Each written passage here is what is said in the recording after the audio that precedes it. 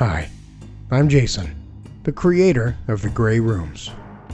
As everyone can tell, the world is a bit different at the moment. First and foremost, we love all of our listeners, and we want everyone to stay safe. Make sure you're doing your part to contain this virus. Wash your hands. Don't touch your face. Stay 6 feet away from people when possible. And practice social distancing. With that said, we want to do our part to help with your quarantined boredom. In these trying times, where everyone is cooped up, we all need a little bit of extra entertainment. Well, we here at the Grey Rooms decided to give you a little treat for the next month and open up our Patreon content to all of our listeners. Because our listeners are the ones that make all of this possible. For the next month, we are releasing a floodgate of horrors for your enjoyment, including bonus episodes and behind the doors episodes, Bane episodes, it's the podcast within a podcast, Dismal Dirges by J.M. Scherf, bonus art and art videos, and mini behind the scenes videos. All of this great content is normally reserved for our lovely patrons, to which we thank all of you. Without you, this really would definitely not be possible.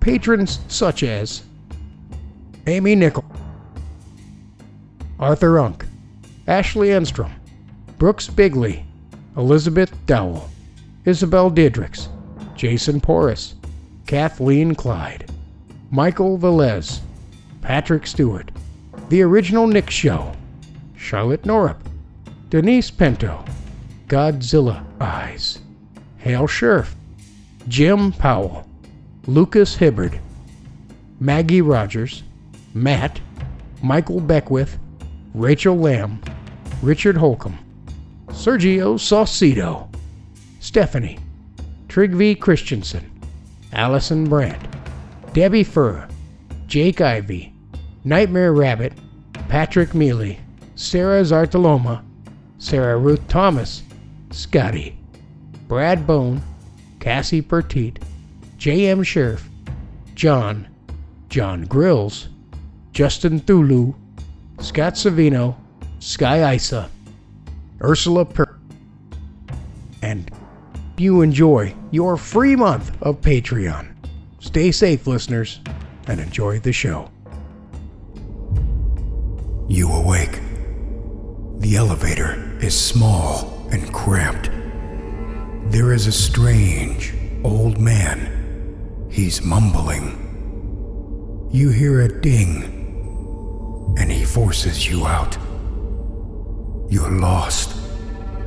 You have no memory of this place. How did you get here? Where are you?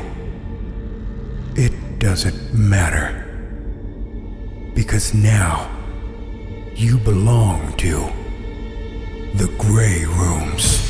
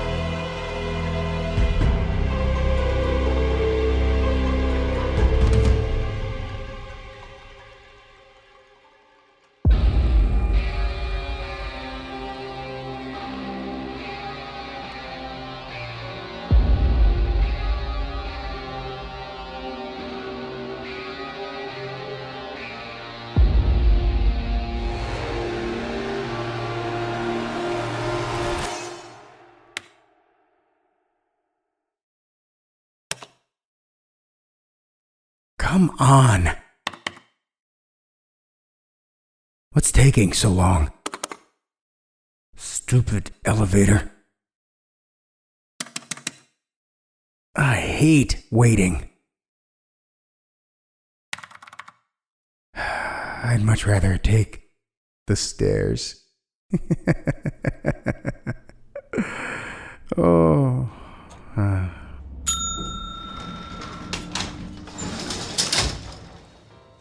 Oh, Master! Well, isn't this a pleasant surprise? Todd, I thought I locked you in a box somewhere. Well, this is sort of a box, isn't it? 4 walls, nice tight cramped space, haunting music. Oh, but I do love the buttons. I'll keep 'em shiny while I wait to take people to their rooms. Todd, Yes, sir. shut up and take me to the basement. The basement, sir? I've never been in the basement before, but step right in. Come in, come in. Welcome to my humble abode. I like what you've done with the place. It smells like something died in here. Well, if I had known you were coming, I'd have cleaned up a bit, put out the recycling and aired it out some. Oh, what fun are we having in the basement today? Torturing someone, throwing body parts in the furnace. Oh, are we catching rats for our war room? I lost my keys. What? I lost my keys. I think I left them downstairs. Well, that's anticlimactic. Couldn't even add in a bit of torture or a treasure hunt on our trip, could we? Todd, remind me to leave you chained up in a box while we're down there. Yes, sir. Sorry, sir.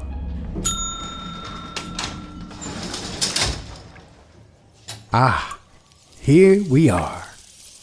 Well, would you look at that? There must be hundreds of boxes down here. Start digging, Todd. And if you find one labeled Morgana, don't touch it. It took me a long time to get her in there. And I've rigged it with a few explosives. So.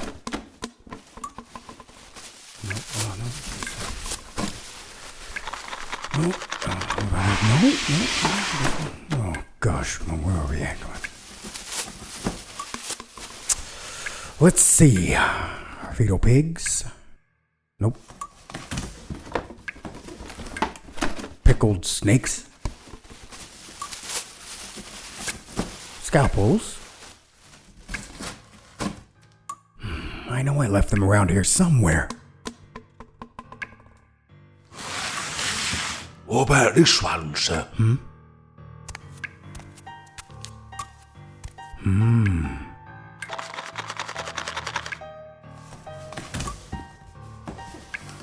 Hand grenades. I think I might have to take a couple of these for later. Ooh, can I take one too? It might be a fun surprise for the guests. Here, catch.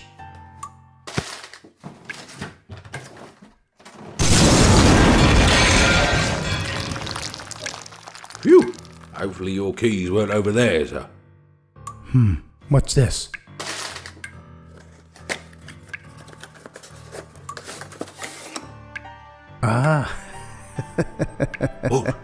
What is it? Let me see. It's the answer to our boredom. Remember those special friends of ours, Todd? You know, the ones we have locked in that special room. What are they called? Patsies? Pixies? Parasites? Patrons? Yes, patrons. Oh, how I love to torture our patrons. Boil a mash up, stick him in a stew. We have a lot of evil here. That would be a shame if we kept it all to ourselves. Oh, I can't wait, sir. Oh, I can't wait. We have a month of horrors in here, Todd. A full month of some serious flipping fun. It's a shame to have them locked up here in the basement. Just think of all the people we could torture if we set these loose outside the hotel. Let's give the entire world an inside view of the tortures of being a patron of the Grey Rooms. Oh, the horror, the travesty of it all. I won't know what it's of. I hope it's filled with spiders and snakes and bears. Oh, I hate bears. All teeth and fur, not cuddly and all. And their claws is ripping open your belly and spilling your guts to the floor. I don't know about you, sir, but I like my spleen right where it is. I like to keep mine in a jar. Got a nice little collection going on, if I do say so myself. Ah!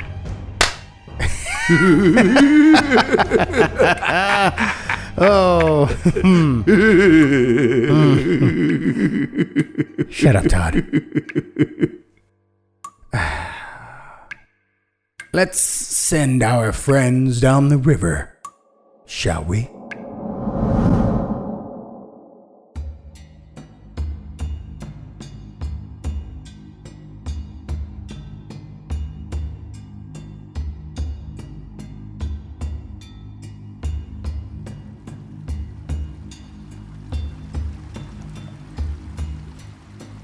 A putrid smell coated my nostrils, and my mouth tasted like death. I groaned as I slowly stood up. My body felt like it was on fire, and my left arm ached. I stretched and looked at my surroundings. I was at the edge of an unfamiliar river in foreign land. The water lapped gently beside me, and the soothing sound was accompanied by the familiar scent of wet earth and moss. The coolness between my toes was refreshing, so I stood there and tried to get my bearings. Last I remembered, I had sailed away from home to find my older brother Theo. I had been sailing for days, searching for something, and I found... what? As I tried to remember, my vision blurred and spots swam across my eyes. It lasted only for a moment, but I struggled to keep my balance. I was forgetting something, but I had to move on.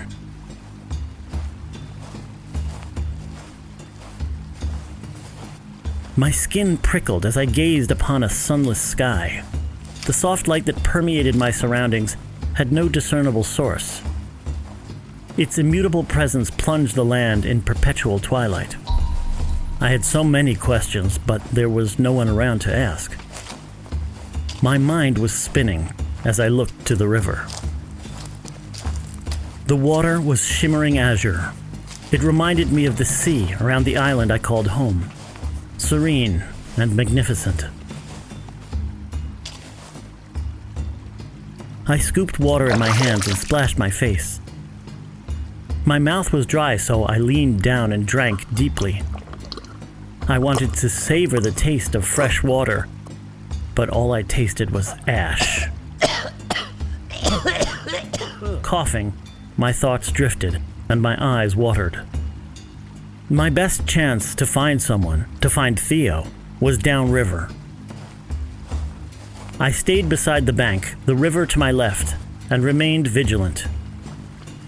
My head was leaden, and tears streamed down my face.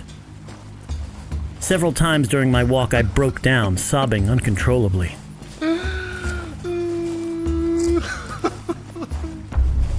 If anyone or anything heard my wails, they did not make their presence known.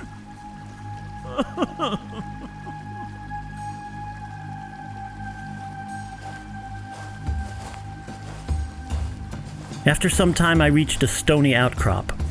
The river's end was in sight as it flowed into a larger body of water.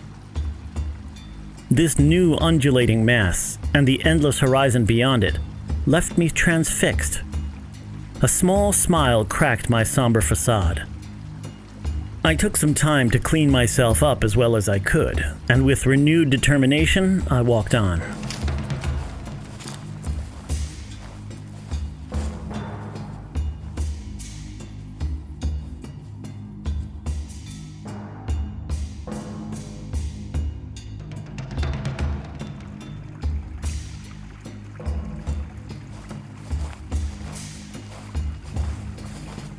The new waterway was pitch black, and it flowed to my right as I approached it.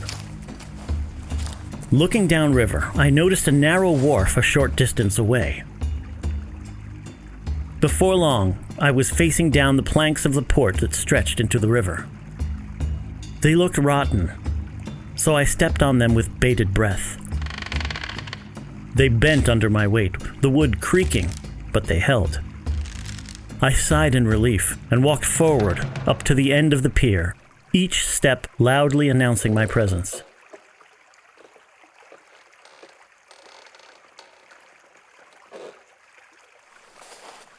Whatever land lay beyond this river was impossible to discern. I mused that perhaps I had reached the edge of the world. The joke quickly turned sour in my mind, so I searched for a vessel. There were none visible, so I considered praying for a way across. Do you seek passage? A dry, raspy voice suddenly spoke behind me. Startled, I spun around and heard the plank below me crack and splinter. As I tried to stabilize myself, I tripped and almost fell straight into the river. I caught myself at the last minute. What? Where did you... Wait, did you say passage? I blurted out, relieved. His offer was a godsend. I looked up at him to offer my gratitude. An old man, with short white hair and a full gray beard, stood only a couple of paces away, unmoving. He towered over me and wore a long, dark cloak that covered his entire body. In his right hand was a large oar that he held as a scepter. His hands were skeletal in appearance, the skin stretched paper-thin. As I looked closely, I noticed that his eyes were milky white and his lips were a pale blue. Do you seek passage? The old man repeated, his expression unchanged and unblinking. His lips didn't move. I tried to keep my composure, but I felt the blood drain from my face. Yes, I do. I want to go across. Do you do that? I asked meekly. The old man, or whatever creature he was, felt imposing, but I was hopeful for the first time since I awoke by the river. He stared in my direction and then extended his left hand forward, palm up. The fair, he said in a no-nonsense tone. Fair? Okay, hold on. I said, confused at the vague request. I looked on my person for anything that could be used as currency. In my goatskin pouch, I found a single bronze coin. I had no recollection of acquiring it, but I placed it on his hand. Without another word, he moved forward. His footfalls made no noise on the rotting timber. When he reached the edge, he placed his oar partway into the water and stopped. Are you waiting for someone? Where is your boat? I asked hesitantly. My hair stood on end as I waited. The old man made no reaction, and fear of retribution kept me from speaking up again. Soon after, a boat rose from the depths of the river in front of him.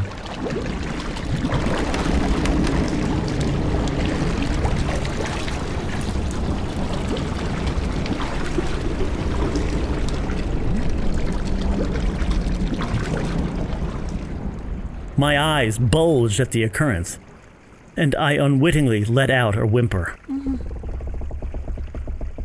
By the gods, was all I could say under my breath. The vessel was a haunting thing. Black, rough-hewn wood, textured with sharp angles, and shapes of what looked like faces in agony covered the hull. I took a step back. The figurehead on the bow was an ornate flower flanked by a ring of keys. No sail, just the man and his oar. I debated internally whether to go through with it or not.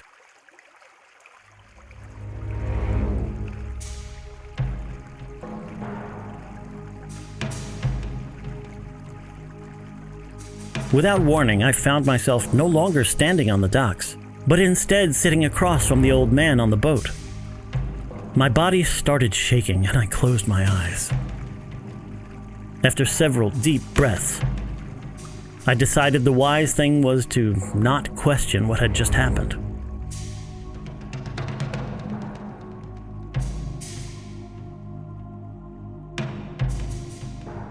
When I reopened my eyes, the boatman was facing me. His hood was up, casting a shadow over his face. With a quick motion, he pushed on the large oar. The unexpected acceleration almost threw me backwards. When we reached a steady pace, I managed to calm down. The oar moved, but I could not see his hands or the source of the movement itself. Instead of our destination, the oarman was focused on me. I avoided his stare and looked around me. I realized that the water was actually not black, but a mix of gray and purple. I peered at its depths, leaning down as low as I dared. I reached out with my left arm and attempted to scoop up some water. It was surprisingly warm to the touch. Curious, I moved my submerged hand around, but it rapidly started going numb. When I attempted to pull my arm out, I was grabbed by something beneath the water.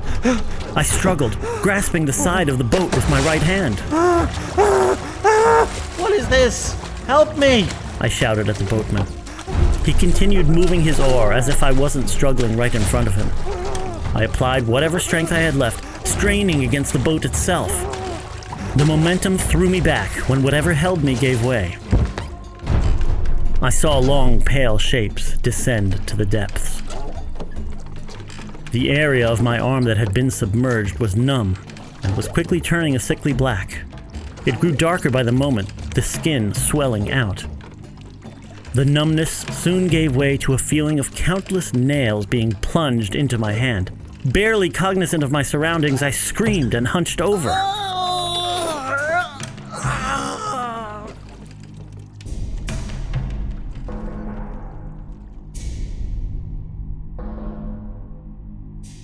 I found myself waking up some time later in a pool of my own sick. The pain in my arm had mostly receded, but my throat was sore and my mouth tasted foul. After a deep breath, I lifted my left hand to take a look at it. The skin on the affected area had sloughed off, and what remained was a dried, scabbed-over mess. I dry heaved at the sight and looked away. Despite its appearance, it was still functional, so I clenched my fist. The scabs cracked and small rivulets of blood flowed out. I winced and stopped at once. Unaffected by my ordeal, the boatman was silent. I looked up and briefly considered saying something to him. But after I saw his dark figure looming tall, I decided against it. Instead, I focused on my arm for some time. Under my breath, I whispered a small prayer. Focused as I was on my injury, I failed to realize that we were slowing down. The illumination that pervaded the land, the one I had grown accustomed to by that point, had noticeably decreased in intensity. The shore was barely visible despite its relative proximity. Similarly, the figure of the oarsman seemed closer to a shade. His presence was wispy and ethereal. Without thinking, I stretched out my hand toward him, but I caught myself at the last second and pulled back. I did not want to know what he was. Instead, I turned my attention to the approaching shore. There were no docks I could discern in either direction, so I wondered if he would run the boat ashore to let me disembark. With what occurred during the boat ride, I forgot how I had found myself seated on it as if by magic. As the memory resurfaced, I found myself standing elsewhere. My eyes darted in all directions as I tried to comprehend what had just happened. The tension slowly eased out of my shoulders, and I turned to the water. Both the boat and its oarsmen had vanished into the darkness as mysteriously as they had appeared. As I looked down, I noticed that the black soil was different than anything I had encountered before. Soft, but grainy, like a mixture of clay and sand. Out of habit, I put my hands up to rub my face. When I felt my scabbed-over hand touch my skin, I recoiled and jumped backwards. I landed on my backside with a loud grunt. Confused and uneasy, I stood and left the shore.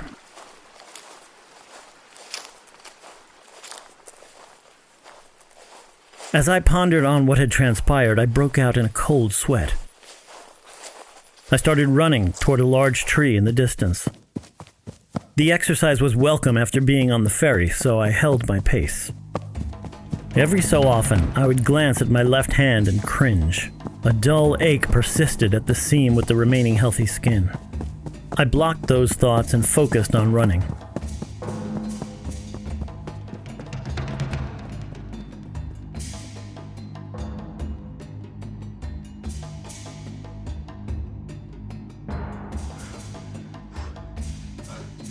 By the time I reached my destination, I was out of breath. Using the trunk of the tree for support, I sat. I thought of Theo, hoping I would reach him soon. A gust of wind broke me out of my reverie. The cool air was welcome, so I sat and enjoyed my rest. The echoing sound of splintering wood alerted me. I stood up quickly and scanned my surroundings. Some distance away, a large, dark shape was moving in my direction.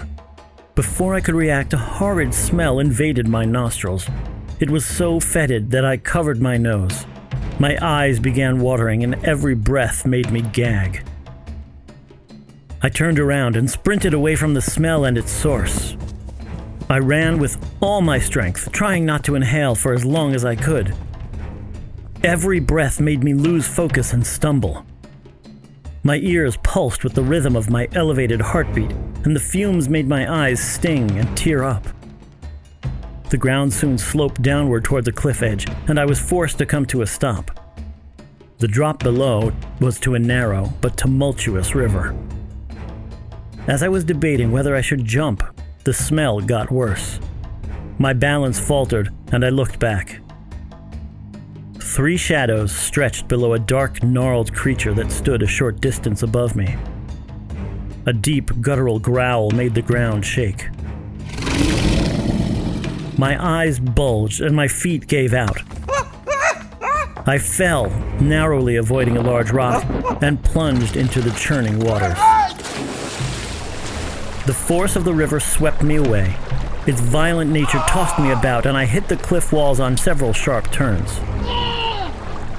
The turbulent water encumbered my vision, and I felt small whirlpools pulling at me from multiple directions. Waves crashed on me as I tried to stay afloat, and water forced its way down my throat. My strength was fading rapidly, so I clenched my teeth and redoubled my efforts. Suddenly, the current dragged me underwater. My consciousness dimmed.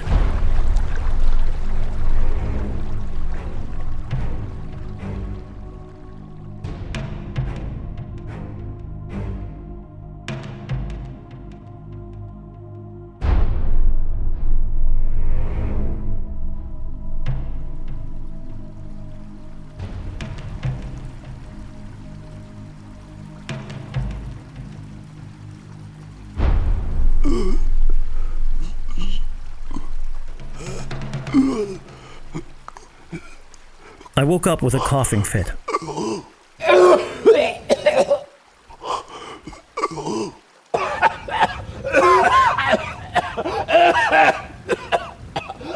I was on solid ground again, drenched from head to toe.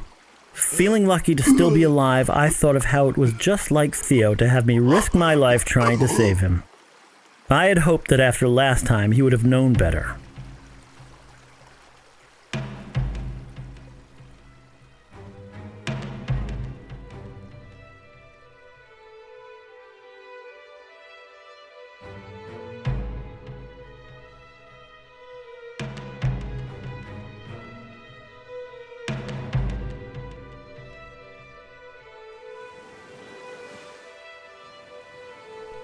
What's so interesting? Theo asked, while thrusting some bread and salted fish in my direction. My eyes were focused on the sea's horizon. Thanks. It gives me a freeing feeling, I responded as best I could. My stomach growled as the smell of the fish reached my nostrils. I looked at my brother and we both started laughing.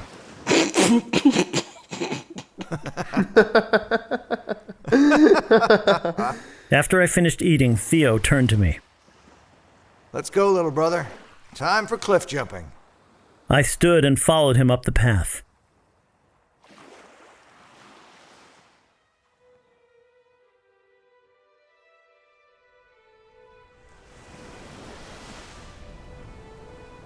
As we reached the top, a gust of wind blew dust all around us.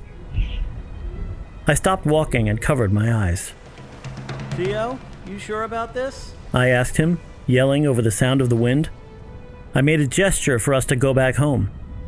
Oh, come now, little brother. Just a little wind. You're not scared now, are you? He yelled back smugly as he continued to approach the edge of the cliff. I hated when he did that, always pushing and trying to coerce me into these dangerous situations. I scowled at him and walked forward cautiously. We can't jump, Theo. Not today. The wind will push us towards the rocks. We've been over this. How many times do I have to tell you? Let's go home, now. I growled at him. He smirked at me and jumped from one foot to the other right by the edge. Theo, I began, but he interrupted me. Stop being such a buzzkill, little brother. If you're not gonna jump, then just go. He said in a serious tone. I continued walking towards him and he spoke up again when I reached him. That's right. Nothing to fear, even for you, little brother. Theo chuckled and smacked my back. It threw me off balance, and I grabbed his shoulder for support. seriously? I said, but he just laughed it off and mocked me. I had had it. Time and time again, I had tried to be the word of reason, but he refused to listen. Fine. You want to jump? Here, let me help. I placed my hands on his back and pushed with all my strength. No! Theo's smile vanished as he fell.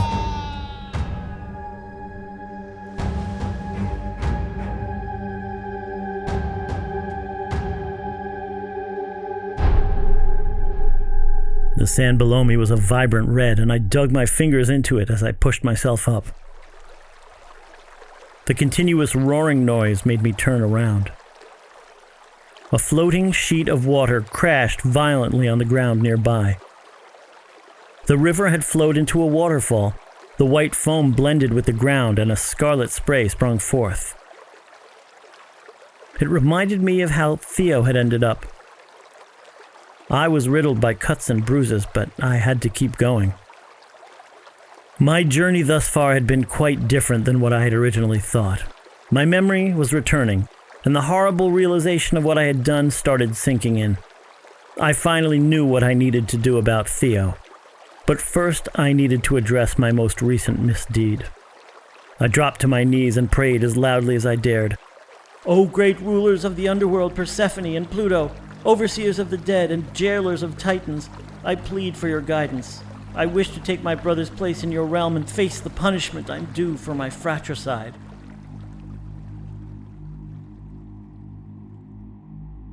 The silence that followed was as sharp as a dagger.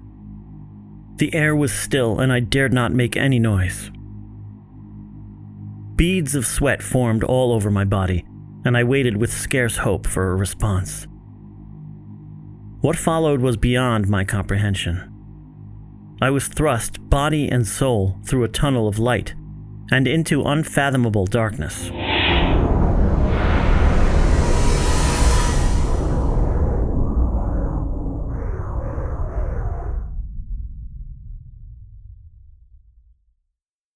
I heard a voice and the flutter of wings. It said to me, but I did not understand. As my eyes adjusted, I noticed a soft orange light ahead of me. Tentatively, I took one step forward and then another. The temperature rose and my breath became labored. When I reached the edge of the cliff, I looked down towards the glow. My mouth hung agape at the sight.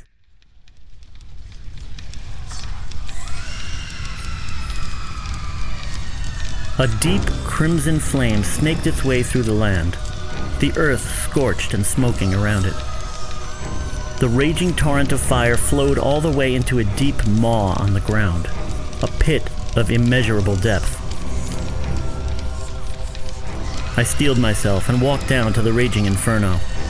My eyes dried up and my sweat started evaporating, but I endured the heat and peered within. The shape of a man formed in the flames. Gasping, I stepped back and watched the figure walk out of the fire unscathed. It had the form of my brother. You're here. At last, I found you. Oh, how I've longed to see you. No words can express my sorrow for what I did. I've come to release you from your suffering. I will take your place and you can go free. Please, brother, I pleaded with arms outstretched. The man who looked like Theo stood expressionless before me. Who are you? He said with a quizzical expression. At first I thought he was joking, but after repeated attempts his answer remained the same. He knew not himself, nor me. The realization left me powerless. There would be no salvation for either of us after all. I fell to my knees and begged for someone, for anyone to intervene. I begged for mercy. Neither gods, nor men, nor beasts answered my call. Slowly I stood and wrapped my arms around the man that used to be my brother. I'm so sorry. Walking forward, I let the blazing river envelop me.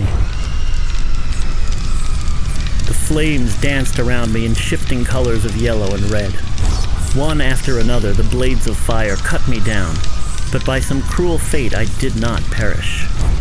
Instead, I felt the pain of every lash and every burn.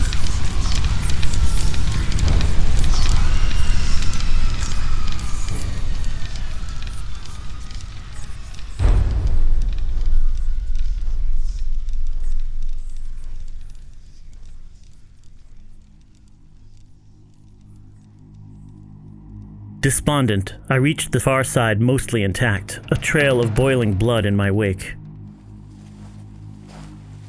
The land beyond was filled with white and yellow flowers. I wandered off into the floral fields with my eyes downcast and my body sagging. My sense of smell had burned away, but the flowers were a soothing sight.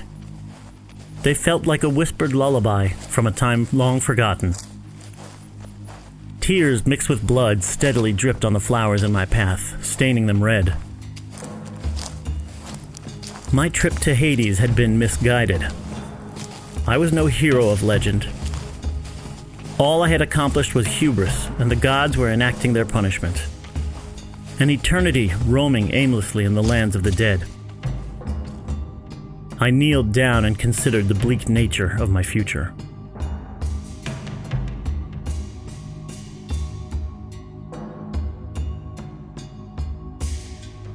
After what felt like days, I decided to stand and walk on.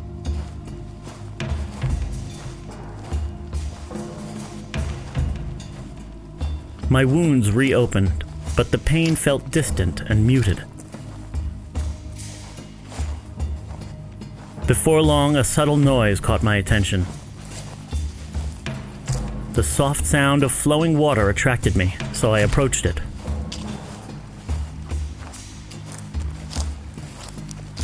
Sparkling emerald and shining sapphire, this river was a brilliant gem.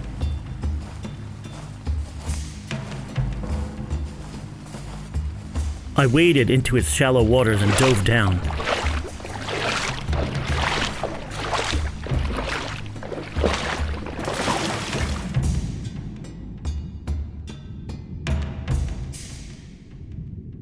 The current gently pushed me along, and I let it. My skin started turning from a charred black to a healthy pink, and my cuts sealed up. However, the pain remained. What I had done was unforgivable. I had done... what? I needed to find my brother. Yes, that was the important part. Where was he? Why was I underwater?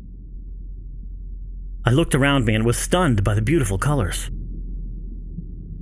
An object fell into the river. The bronze coin slowly sank towards me. Rays of light made it sparkle. I held it in front of me.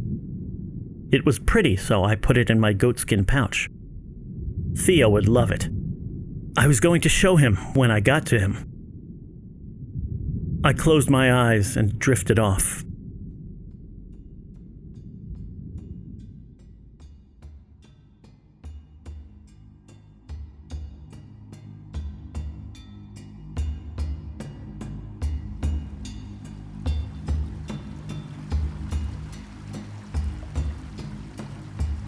A putrid smell coated my nostrils and my mouth tasted like death.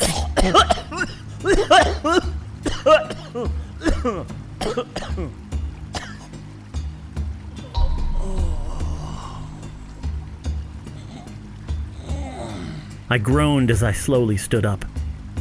My body felt like it was on fire, and my left arm ached. I stretched and looked at my surroundings.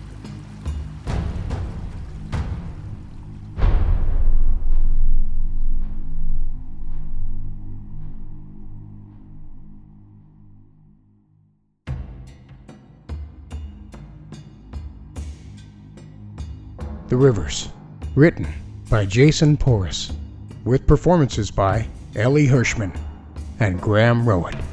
The Todd in Between episode was written by Cassie Pertiet, featuring performances by Alistair Mackey as Todd and Jason Wilson as the Warden.